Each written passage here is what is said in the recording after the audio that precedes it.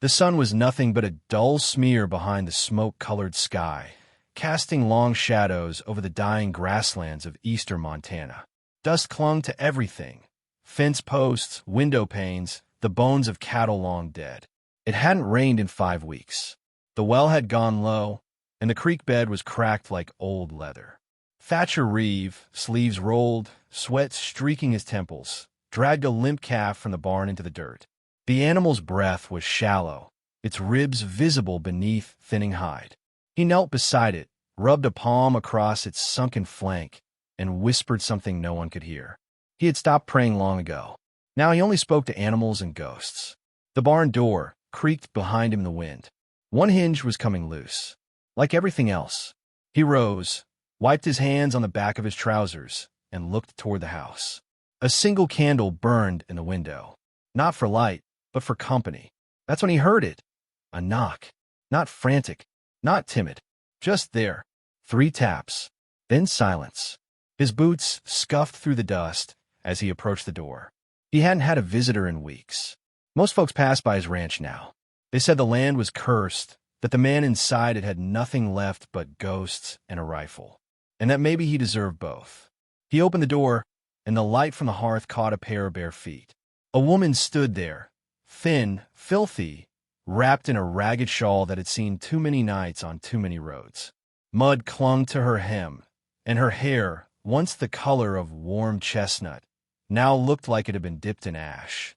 In her arms, a child, no older than 2, slept against her shoulder, tiny hand gripping a scrap of fabric like it was the last thing in the world that couldn't be taken. She looked up at him. Her eyes were sunken but wide. "Familiar, can I clean your barn?" she asked. Voice cracked like paper.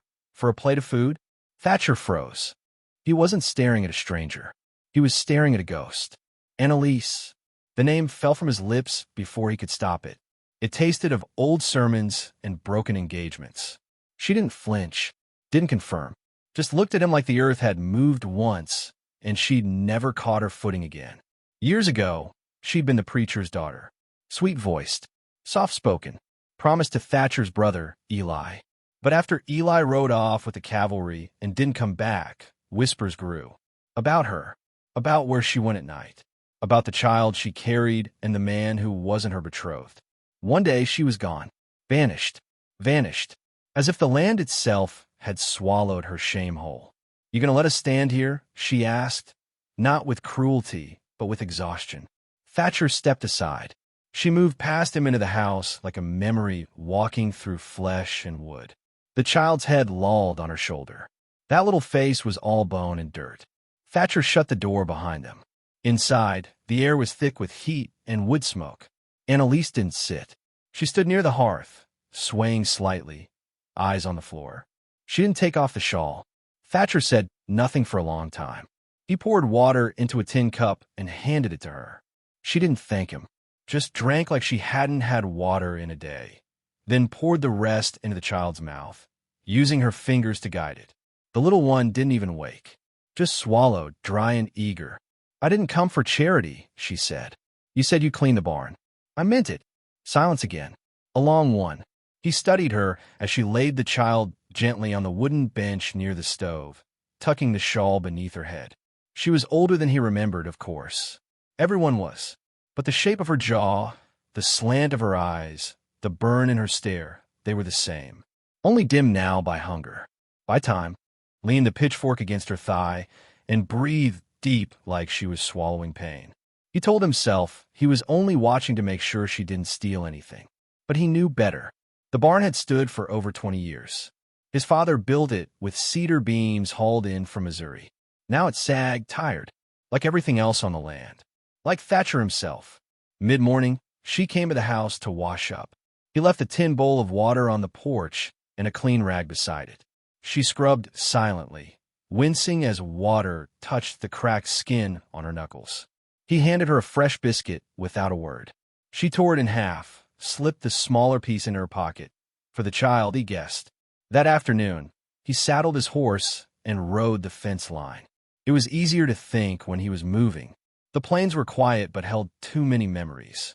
His brother's ghost lived out there, Eli, laughing, drunk on whiskey and war stories. It was Eli who'd brought Annalise home that first Sunday, said she'd be family soon. But Eli had gone west with the 7th Cavalry and came back in a pine box. What came back of Annalise was worse. Whispers, shame, and then nothing. Until now. He returned as dusk was folding in, sky split with orange and smoke. The barn was swept. Tools neatly hung. Water trough filled. Inside the kitchen, he found Annalise scrubbing a skillet, the child sitting near her on a pile of folded feed sacks, chewing quietly on a piece of dried apple. The fire was low. The air smelled like beans and soap. She turned when he entered, hands still wet. For one flicker of a second, their eyes met and held. His chest tightened. "I don't like dishes in the sink overnight," she said softly. Thatcher nodded, but his voice didn't come. He left his plate on the table and walked out before he could say something that sounded like forgiveness. That night, coyotes came. It started with a howl, long and sharp, splitting the silence. Then more. Thatcher sat up straight in bed, boots on before he hit the floorboards. He grabbed his rifle and ran to the barn. What he saw stopped him cold. Annalise stood in the shadows, backlit by the hanging lantern. Her daughter was behind her, clutching the hem of her dress. In Annalise's hand was a rusted pitchfork, held like a weapon, blade angled outward. She didn't scream, didn't cry, just stared into the dark where the coyotes circled, yellow eyes reflecting like tiny moons. The animals crept closer, growling low. Then one lunged. She stepped forward, jabbing the fork into the dirt with a growl of her own, loud enough to make the lead coyote flinch. Thatcher raised his rifle, but he never got the chance to fire. A second growl came from the other side of the barn, deeper, human. The coyotes scattered instantly. Thatcher scanned the darkness, breath sharp in his lungs.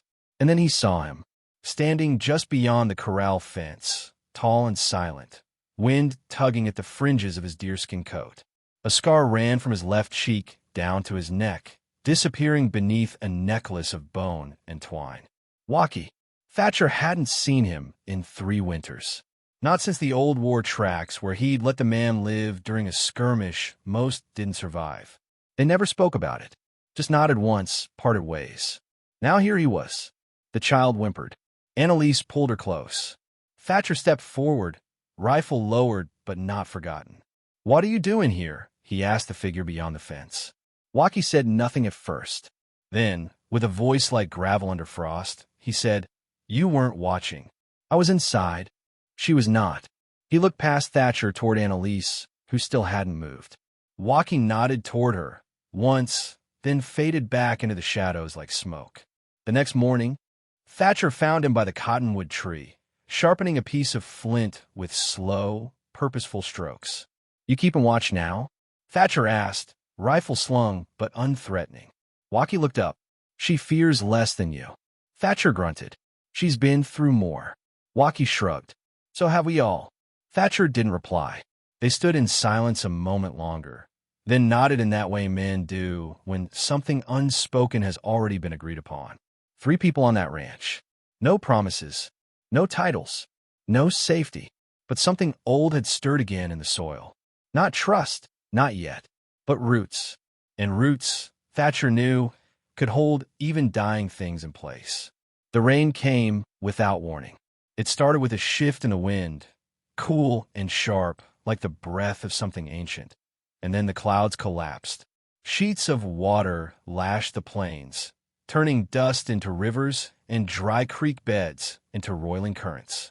The roof of the barn moaned under the weight of it. By dusk, the fields were half flooded, fences sucked into the mud. Thatcher ran through the downpour, coat flapping, hat gone, boots drowning with every step. The barn door hung open. He should have barred it. Inside, chaos.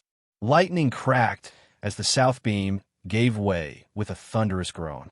A young foal screamed, trapped under splintered wood and tangled tack. And Annalise, barefoot, drenched, slick with mud, was already there, digging. Hands bloodied, knees scraping gravel. She was dragging the foal free, one trembling inch at a time, whispering to it, "Come on, baby, come on, it's just a storm." "Annalise!" Thatcher shouted, rushing in, yanking the rest of the beam aside with a heave. She didn't look up. Her eyes were fixed on the trembling creature, its hooves scraping the floor in terror. He grabbed the foal's hind legs. She lifted from the front. Together, they pulled it to safety just before another support snapped behind them. The foal collapsed, breathing hard. Annalise leaned against the stall wall, slick hair plastered to her cheeks, chest heaving. Thatcher stared at her, mud in her eyelashes, palms torn open. "You gonna kill yourself for a damn colt?" he asked, voice tight. She looked at him through the steam of their breath. "I don't leave things behind." It wasn't about the foal. They both knew that. Later, when the rain slowed to a murmur, they made their way to the loft. That's when the coughing started. The child had taken in the cold, her skin hot and blotchy. She whimpered and curled into herself, her breaths shallow and wheezing. Annalise wrapped her tighter, eyes wild with panic but hands steady. Thatcher crouched beside them, pressing a calloused hand to the child's forehead. "She needs root bark," Annalise said, "and dry blankets, and time." "There's none left in the pantry," he said. "Not since last winter." She didn't look at him, just whispered again to the child, over and over. You stay, okay." He stood, turning toward the door. "Where are you going?" she asked, voice tight. "Mission's 6 miles west," he said, already grabbing his coat. "There's a garden behind the ruins. If the Baptist didn't poison the soil out of spite, it might still grow what she needs. It's too far. The flood. I'll take the ridge trail." Before she could stop him, he was gone, rifle on his back, hat low, galloping into the wet dark. The mission stood like a skeleton on the bluff, windows broken, ivy strangling the stones. He dismounted, boots sinking deep into the sodden grass. Thunder grumbled over the horizon. Behind the building, just as he remembered, was the herb garden. He knelt in the mud, searching with shaking fingers, praying in a voice he didn't recognize. Root bark, willow leaf. One tiny white flower he remembered from his mother's salve pot. He packed it all, fast as he could, and turned to go, only to find 3 men blocking his path. Settlers, faces red with whiskey and smoke.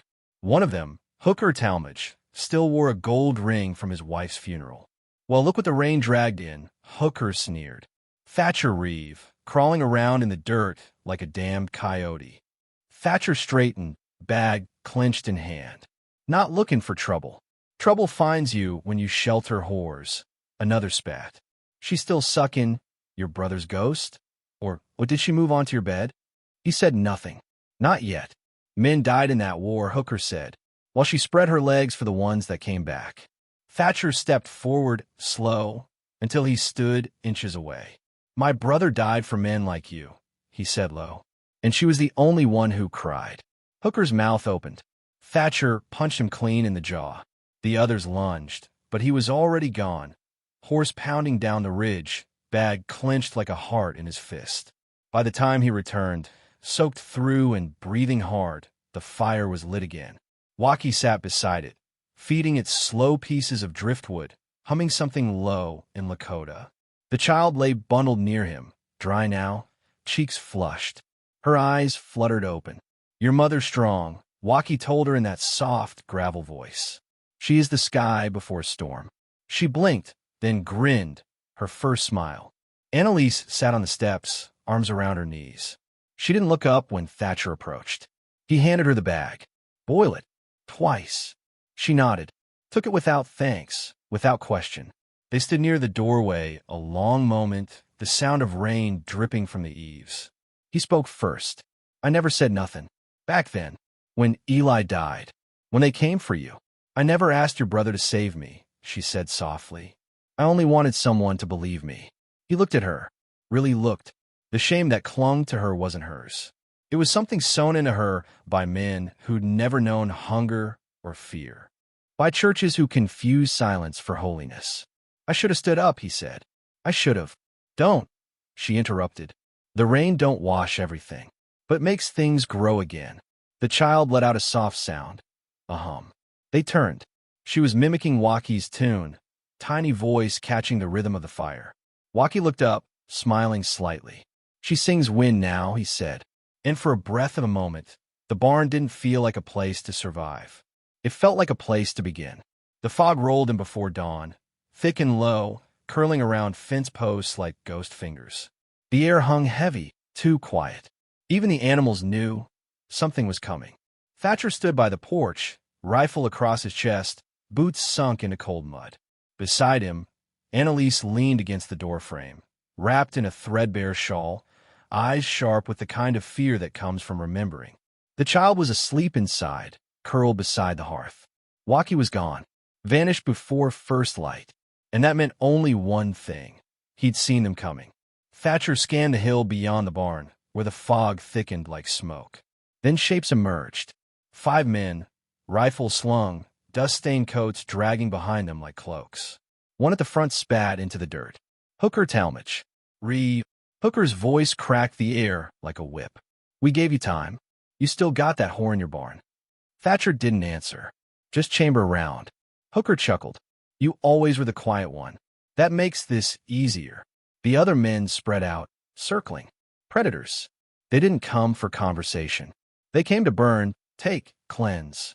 Annalise stepped forward. "This land's not yours." Hooker sneered. "Neither were you. But every man got his piece, didn't he?" Thatcher felt her flinch. Rage curled in his gut. Then a soft crunch in the dirt behind the bandits. Walkie. He stepped out from the mist, tall and still, a bow in hand. Hair braided with leather and hawk feathers. For a moment, the men froze. Hooker turned. "Well, hell, look what the dog dragged in." Walkie didn't speak, just notched an arrow, aimed low. Hooker raised his rifle, and then all hell broke loose. Shots cracked the silence.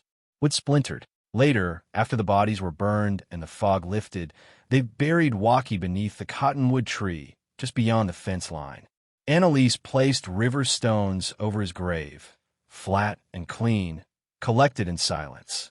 The child, quiet and solemn, pressed a small wooden carving into Thatcher's hand.